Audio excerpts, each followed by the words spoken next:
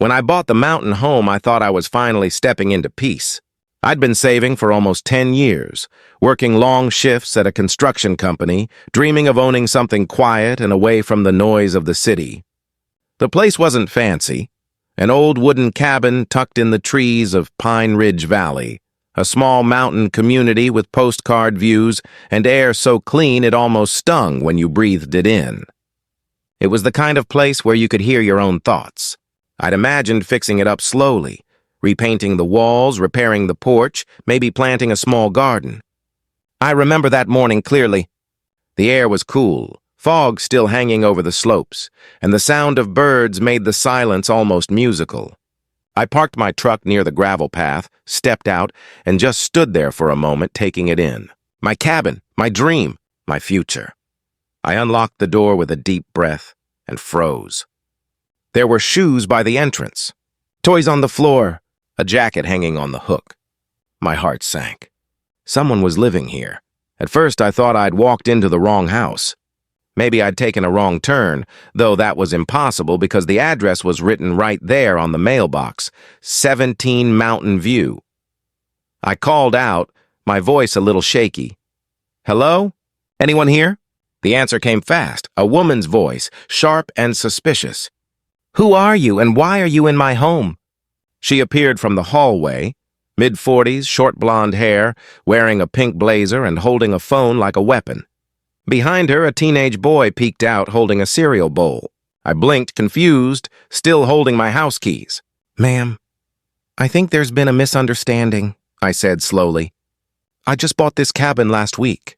Her eyes widened, then narrowed. "Bought it? What are you talking about? This house has been in my family for years," she snapped. She stepped closer, waving a paper at me. "This is our deed." My hands trembled slightly as I pulled my folder from my bag. "I have the sale documents right here," I said. "I purchased it from a man named John Carpenter, and he said he was the previous owner." The woman scoffed. "John Carpenter was my husband's brother." "He can't sell this place. He doesn't even live here anymore." That's when the shouting began. She called her husband, a tall man with a heavy voice who came from the back door looking furious. "What's going on?" he demanded, glaring at me. His wife quickly explained, twisting the story to make it sound like I had broken in. I felt my stomach tighten. "Look, I don't want trouble," I said quietly. "I bought this legally. I have the deed and the payment receipts." But the man wasn't listening. He pointed toward the door and said, "Get out, now, before I call the HOA and the sheriff." My brain was spinning. Cho? I didn't even know there was a homeowners association here. The listing hadn't mentioned anything about it. I backed away slowly, my heart pounding, and said, "I'm not leaving until we figure this out." That's when the woman, Karen, I later learned, pulled out her phone and started dialing. Within minutes, I could hear sirens in the distance. My mouth went dry. I hadn't even unpacked a single box, and already I was being treated like a criminal.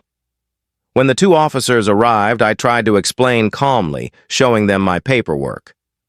They looked from me to the couple and then to each other. "Sir, can you step outside while we sort this out?" one of them asked. I obeyed. Standing outside on the porch, I could hear Karen talking loudly inside, saying words like trespassing, fraud, and fake documents. I clenched my fists, my mind racing through every possible scenario. What if she actually believed this was her house? Or worse, what if she was lying to take it back? The younger officer came out first. "We're going to need to contact the HOA president," he said. "She can help verify property records for this area." I frowned. "The HOA president? I didn't even know there was one." He nodded. "Most of these cabins are under the Pine Ridge Community Association. You'll need to speak with them." 10 minutes later, a sleek black SUV rolled up, and out stepped a woman dressed like she ran the world. Pink blazer, beige pants, hair perfectly tied, clipboard in hand. Her name tag read Samantha Lewis, HOA president. She gave me a quick, cold glance before walking straight to Karen and her husband. They greeted her like an old friend. My heart sank deeper. They talked for a while in hushed tones, and then Samantha turned to me. "Mr. Davis, correct?" she asked crisply. I nodded. "I understand you're claiming ownership of this property. Do you have documentation?" I handed her my folder again, my hands sweating. She scanned it, lips pressed together. She murmured. Well, this appears legitimate, but our records show the cabin is still under the Carpenter family's name. I stared at her, stunned. That's impossible. The sale was approved by the county, and I have the notarized deed. She tilted her head. Then perhaps there's been a clerical issue. Until it's resolved, you cannot occupy this home. Karen smirked behind her like she'd already won. The police looked uneasy but didn't intervene. Ma'am, I said, my voice rising, you can't just throw me out. This is my property. Samantha raised one eyebrow. I'm not throwing you out, Mr. Davis. I'm protecting the association from a potential fraud claim. She turned to the officers. For now, I'd suggest he vacate until we verify. The officers hesitated. Then one said gently, Sir, it's best you leave for now. You can sort it through legal channels, I wanted to scream. But instead, I packed up my folder and stepped back toward my truck, every step heavy. I turned around once more, staring at the cabin, my dream, my project, my peace, now filled with strangers who looked at me like I was the thief. Karen stood on the porch with her arms crossed, victorious. Samantha talked quietly with her before leaving, never glancing my way again. As I got in the truck, I whispered to myself, I'll prove it. I'll come back with the truth. The road down from Pine Ridge felt longer than before. My thoughts twisted between anger and disbelief. How could this happen? I'd done everything right. The payment had cleared. The papers were verified. I replayed every step in my mind, the email confirmation, the meeting with the realtor, the notarized signatures. It all checked out. Unless someone had lied to me. That night, sitting in a cheap motel room at the foot of the mountain, I stared at the documents spread across the bed. Everything was in order. Everything except the part where I was standing outside my own house. I didn't know yet how deep this mess went, or how powerful the people against me really were. But I knew one thing, I wasn't giving up that cabin. Not to them. Not to anyone. The next morning, I woke up early, still feeling the weight of yesterday's humiliation pressing against my chest. The sun hadn't even cleared the ridge yet, but I couldn't stay still. I needed answers. I made a cup of motel coffee that tasted like rust, grabbed my laptop, and started searching the county property records online. My name was there, clear as day, under parcel number 1487, Pine Ridge Valley, Lot 17. The ownership had been transferred to me 5 days ago. There was no dispute, no delay, nothing pending. Yet somehow, the HOA had files showing the Carpenter family still owned it. I saved screenshots, printed everything I could, and decided to visit the county clerk's office in person. Maybe it was just an error. Maybe once I showed the official records, the HOA would have to admit they were wrong. But deep down, I already knew this wouldn't be simple. The county office was in a small town 30 minutes away, a sleepy place with a post office, a cafe, and a single-story building with peeling paint that said, Property and Deeds. Inside, an older clerk with glasses greeted me kindly. Morning. How can I help you? She asked. I explained everything, the purchase, the confrontation, the police, and the HOA. She frowned, tapping on her keyboard. That cabin's been changing hands for years, she murmured. Looks like John Carpenter sold it to you legally. The sale's been recorded and verified. She turned her screen slightly so I could see. Your name's right here. You're the legal owner, Mr. Davis. Relief washed over me like a wave. So they had no right to make me leave, I said, my voice trembling. She gave a sympathetic look. No, they didn't, but some HOAs act like they run the law. You might want to talk to the sheriff's office before heading back. I thanked her, grabbed printed proof of ownership, and walked out feeling a little taller. Maybe now I could finally fix this. On the drive back, I rehearsed what I'd say to Samantha, the HOA president. I'd stay calm, show her the legal proof, and demand access to my home. But when I arrived at the HOA office, a neat little wooden building near the entrance of Pine Ridge, I saw Karen's red SUV already parked there. My pulse spiked. Through the glass door, I could see her inside, talking to Samantha like they were old friends, laughing. For a second, I almost turned around. But then I remembered the look on Karen's face when she told me to get out. that smug, entitled confidence, and something in me hardened. I walked in. Both women froze mid-sentence. Samantha adjusted her blazer, instantly switching to her official tone. "Mr. Davis," she said, forcing a smile, "I wasn't expecting you." I held up my papers. "I just came from the county office. The records clearly show that I'm the legal owner of the cabin at Lot 17. I handed her the documents. She looked at them but didn't even pretend to be surprised. "Yes, well," she began slowly, "there's been some confusion." The Carpenters believe they were misled during the sale process. "Until that's resolved, There's nothing to resolve," I interrupted, my voice rising despite my effort to stay calm. "The law says the property is mine. You made me leave based on a lie. That family is squatting in my home." Karen stood up, her face flushing red. "We're not squatters. That cabin belongs to my family. My husband's brother had no right to sell it behind our backs." Her voice was shrill, and Samantha quickly raised a hand to silence us both. "Please," she said smoothly, "let's not turn this into a shouting match. We'll investigate further. I've already reached out to our HOA legal advisor." I leaned forward. "You mean the HOA lawyer who's friends with Karen's husband?" Her expression didn't change, but her eyes flickered for a split second. That was enough. "I see how this works," I said quietly. "You're covering for them." Samantha sighed. "Mr. Davis, accusations won't help your case. If you continue to disrupt the peace of the community, we may have to involve law enforcement again." The threat hung in the air like smoke. I gathered my papers, my jaw tight, and left without another word.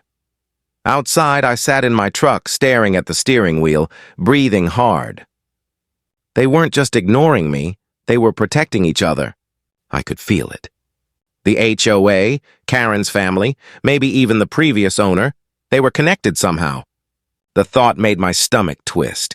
I decided to take a different route. If they wanted to play dirty, I'd fight back with evidence. I started visiting neighbors one by one. Most of them were polite but hesitant. "Oh, that's the Carpenter cabin," one elderly man told me. "There's been drama with that place for years." Another whispered, "Be careful with the HOA. Samantha doesn't like outsiders. She'll make things hard for you." The more I heard, the clearer it became. This wasn't just about a house. This was about control. Pine Ridge was their little kingdom, and I had unknowingly walked into it. By afternoon, I went back up the mountain. The fog had lifted, revealing the cabin from a distance. My cabin. It looked calm and beautiful against the trees. But when I got closer, I saw a new sign nailed to the gate. "Private property. Trespassers will be prosecuted." My chest tightened. They were trying to scare me off. I parked by the side of the road and took photos from every angle. Then I saw Karen on the porch, arms folded, watching me. "Still trying to steal our house?" she shouted. I didn't respond. I just lifted my phone and kept recording. "You can call whoever you want," I said finally. "I'm not leaving this time." Within minutes, her husband appeared again, this time holding a document.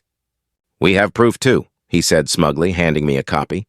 It was an old deed, 10 years old, showing the Carpenter family name. "This doesn't mean anything," I said. "It's outdated," he smirked. "Maybe, but the HOA recognizes it." That was the moment something inside me snapped. I realized this wasn't going to be solved with logic or politeness. They were using fear and authority to break me. I walked back to my truck and called the sheriff's department directly. The same officer from yesterday answered. "Deputy Hall here," he said. I told him everything. The county confirmation, the fake HOA interference, the harassment. He sighed heavily. "Mr. Davis, I understand your frustration, but HOA disputes are tricky. If you have proof of ownership, you'll need to file a civil complaint." "So, you're saying there's nothing you can do while strangers live in my home?" I asked, my voice cracking. He hesitated. "Off the record? You're in the right, but until a judge orders them out, my hands are tied." I thanked him, though it felt hollow, and ended the call. The sun was already dipping low, shadows stretching across the mountain road. I sat there for a long time, watching the cabin glow softly in the fading light. Inside, I could see Karen moving around, her family laughing, the sound faintly echoing through the still air. That laughter hit me harder than any argument. They weren't worried. They thought they'd won. As I drove back down, the idea of giving up crossed my mind. Maybe I should just let it go, sell the place, move somewhere else. But then I pictured my mother's face when I told her I'd finally bought my dream home. I remembered how proud she was, how she said, "You deserve peace after all you've worked for." That memory lit something inside me again. No, I wasn't going to let these people steal what I'd earned. By the time I reached the motel, my plan had formed. I'd hire a real lawyer, dig up everything I could about Samantha and the HOA, and expose them. If they thought they could bury me in paperwork and lies, they were about to find out I could dig deeper. That night, as I sat by the window, the mountains looked calm again, hiding the chaos beneath. The wind rustled the trees, carrying a faint chill. I stared at the reflection of the cabin photo on my phone. My home, my fight, and whispered to myself, tomorrow, they'll see who really owns Pine Ridge. I didn't know yet that tomorrow would bring something even worse, something that would turn this quiet battle into a war I couldn't walk away from. The next day began quietly, almost deceptively peaceful. I woke before sunrise, the motel room dim and still, and stared at the ceiling for a long time before sitting up. My decision was final. Today, I was taking back my home. I'd barely slept, spending most of the night on calls with a lawyer I'd found online who specialized in property disputes. His name was Ethan Cole, and he had a calm, confident voice that immediately made me feel less alone. "If your deed is legitimate, they can't hold that property," he said. "But from what you're describing, this HOA president is abusing her position. I'll meet you there this morning. Don't confront them yet." By the time I finished the call, I felt steady again. I packed my documents, the printed proof from the county, my camera, and a copy of the deed, then drove back up the winding mountain road as the early light broke through the trees. The world looked calm, but my heart wasn't. Each turn brought the cabin closer. My cabin, my peace, and with it came the fear of what I might face again. When I arrived, the place was quiet except for the sound of wind moving through the pines. Karen's SUV wasn't there, but her husband's truck was parked by the porch. I stayed in my vehicle waiting, the engine idling softly. After about 10 minutes, a black sedan pulled up behind me. Ethan. He stepped out, tall and calm, carrying a briefcase. "Morning," he said, looking up at the cabin. "Beautiful place. Shame it's a mess." I nodded, my throat tight. We walked toward the porch together. Karen's husband came out immediately, arms crossed, eyes cold. "You again?" he growled. "Didn't the police tell you to stay away?" Ethan stepped forward smoothly. "Sir, I'm Mr. Davis's attorney. We're here to serve notice that he is the legal owner of this property. I'd advise you not to interfere until this is settled legally." The man smirked. "Yeah, well, the HOA says otherwise. And around here, that's what matters." Ethan didn't flinch.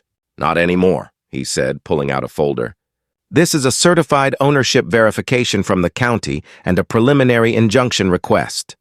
Once signed, it prohibits you from occupying or altering this property." The man's smirk faltered.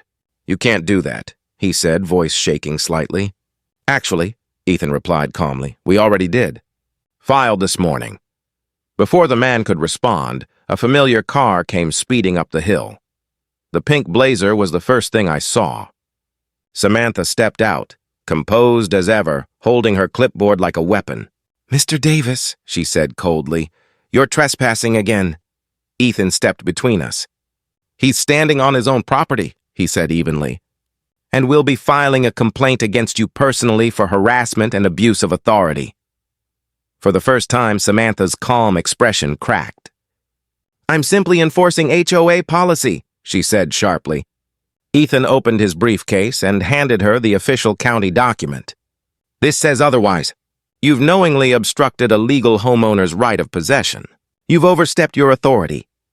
She took the papers, glancing through them, her jaw tightening. Karen's husband stepped closer to her, whispering something I couldn't hear. She snapped, "This doesn't change anything!" "There are discrepancies," Ethan cut her off. "Then you'll explain those discrepancies to a judge." The silence that followed was thick and heavy, only broken by the wind in the trees. I could see her composure slipping, her fingers tightening on the clipboard. For the first time, she looked unsure. Suddenly, Karen appeared at the door, her face pale but angry. "He's lying!" she shouted. "This is our home!" She waved a paper in the air. Ethan turned to her calmly. "That's an outdated deed. The sale was recorded and finalized weeks ago. Your husband's brother had the legal right to sell it. His name was the only one on title." Karen froze. Her husband's expression changed slightly, eyes darting away. "That's not true," she muttered, looking at him. "You told me—" He raised his voice quickly. "Don't start, Karen." For a moment, the air felt charged, like the whole mountain was holding its breath. Samantha tried to regain control. "This is getting out of hand," she said tightly. "We'll handle this through HOA mediation." But Ethan shook his head. "No, you won't. You've already violated state housing law. The sheriff will be here shortly to document the situation." As if on cue, the sound of tires on gravel echoed up the drive. 2 sheriff's vehicles pulled in, lights flashing quietly, but no sirens. The same deputy from before stepped out, looking tired but alert. "Morning, folks," he said, walking toward us. "Got a call about a property dispute." Ethan greeted him and handed over the new documents. The deputy read them carefully, then turned to me. "Mr. Davis, looks like you were right all along." He glanced at Samantha and Karen's husband. "You folks need to vacate immediately. This property belongs to Mr. Davis. Any refusal to comply will be treated as trespassing." Karen's face went pale. "You can't just throw us out," she cried. "We've lived here for years." The deputy looked at her with pity. "Ma'am, I'm sorry, but the law's clear. You were misled, but you can't stay." Her husband started to argue, but the deputy cut him off. "You've got 10 minutes to gather your things." The scene that followed was quiet, tense, and strangely sad. Karen packed angrily, slamming doors, muttering curses. Her husband avoided my eyes completely. Samantha stood by the porch, silent, watching everything crumble around her authority. When they finally left, the mountain felt different, lighter somehow. The deputy stayed back to file his report, then turned to me. "I'm sorry it took this long," he said sincerely. "You handled it better than most would." I nodded, still processing the surreal calm that followed chaos. When they drove off, I stood there for a long time, just listening to the wind. For the first time, the cabin was truly mine. Ethan clapped a hand on my shoulder. "You did good," he said quietly. "But keep those documents safe. People like this don't always quit." I nodded again. "I will. Thank you." When he left, I walked up to the door, my door, and then stepped inside. The air smelled faintly of dust and pine. The place was a mess. Dishes, clothes, toys scattered around. But I didn't care.